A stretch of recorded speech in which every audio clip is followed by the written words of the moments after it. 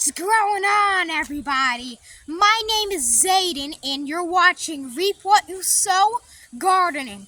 In this video, I'm going to be showing you, we're taking you on a little tour of the greenhouse, and we have a new little friend in the greenhouse. No, it's not a human, but let's do this. Okay, so the friend is a skink. Now, I have two pet toads named Gucci and Toby in my house. This shall not be in my house. This is only for the greenhouse, this little skink. And his name is Scooter. And I put a swag in there and some flies, so hopefully he eats them.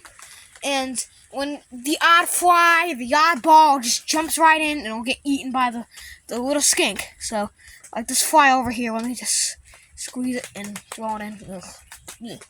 But it's a rainy tour, and we got some garlic from the greenhouse, and I don't know if it shows up well on camera, the brightness, but wow, look how nice that garlic is. And our tomatoes look awesome. Awesome. This looks like a Roma. These are cherry tomatoes. I don't know what type this is, but our cucumbers look awesome. And the smell of it, it's almost addictive just to smell these tomato leaves. There's some type of compound in nightshades, well, not eggplants and stuff, but I think in tomato leaves, it smells so good. I don't know why. But we got some, what the heck is that? Some type of squash. We got radishes, pimento peppers, tomatoes, some mangoes. A cutting of my plum tree I have, because I had to prune that branch. Anyway, now we're pineapple, tomato, suckers rooting, and some cilantro, or coriander, the finest wild herb. And we have some, some strawberry runners we're rooting, eggplant, citrus tree, peppers, basil. Let's give that a quick sniff. We got some sunflowers, persimmons. These sunflowers are gonna bloom real soon, I think. And this is our squash plant. And we topped our blackberries, but ooh, they're producing profusely. So our squash in here are flowering. And we got some zucchini and a cucumber, some quinoa strawberries of flower, and I use that for my thumbnail. Well, I didn't use this for my thumbnail because YouTube did a little glitch and I couldn't find the picture for that on my video, so I just looked it up on Google. It was the exact same strawberry flower, so and not really doing anything wrong. But this is our alpine strawberries. The name, it's sticking with me. I forgot the name for I don't know how long, but we have this container we just moved in here from the nursery. Let's put these cuttings of blackberries, because I had to top them, in these containers, so we might get some more blackberries, because we have, I love the odd blackberry here and there. So let's see what I'm talking about. Slugs, let me show you how I deal with them. So I take a shovel, and no, I'm not going to bash it to death. I'm just going to scoop it up gently, and then gently drop it in Scooter's tank. And you can see the slug is in there, and he might eat it. So he ate a fly. I gave him a little fly, and he ate it. But look how big this pumpkin is. And the flowers on it are massive. For some reason, they have really thick stems, like a tree branch. And this is like a tree trunk. I'm scared to even call this pumpkin vine a plant, because it's like a vine slash plant slash tree, which there are plants, duh. But let's just go ahead and look over here, though.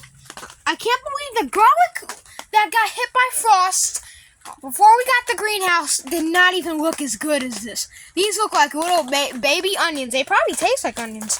You can use that as a substitute for onions if you cry too much for an onion, but here are some beans, and we had to rip a couple plants out because guess what? Slug has got two of it. And this broccoli, you would never thought it was just one leaf. It looks kind of creepy. So there's actually little suckers coming from the bottom, the base, so I'm never going to cut those off. I'm going to let it grow. So we got peas and cabbages, lettuces, I harvest them. I don't know why in the heck I put 2 pumpkin plants in here if I got this huge monstrous vine.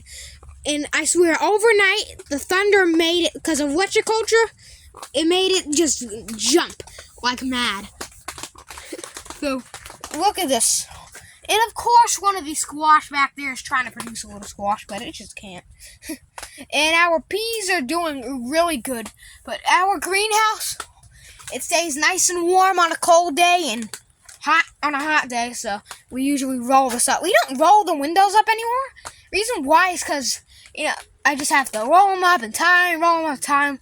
But we have, I hope that's not a boll weevil. It's just a bug. So I'm just going to put it in his tank so he can eat all these pests I see with the naked eye. I'm just gonna catch the flies and stuff, and they're dumb enough just to go in my hand. So these are kind of these are little artards. These flies, little artards. So just gonna put them in there. Now they're like really smart. I thought these were artard flies, but no, they're not artard. But yeah, there's also, you might be asking, well, Zayden, do I have to deal with rust in the greenhouse? Yeah, I guess this is galvanized steel, but it could be galvanized steel, but the metal buttons on them, they rust. And these bolts, they said they're galvanized, but it's got plenty of sun rust, and the sun might have just beamed on them a little too hard, and they exposed to the raw metal, and then they just rusted. But, plenty of condensation in here, which is good. And you got some bird poop and some of that, but you got some moss and stuff growing on there. But I'm surprised there's even moss on there, and this bird poop. But maybe one day I can hose off the top of the greenhouse and make it look nice. I mean, I really don't care about it, except for a little bit of mold and algae in a corner that's buckled. But pretty much to get rid of the leaves, you just do that, and it works fine. But that's how you know I haven't opened the greenhouse windows, because these are so dirty. I just haven't.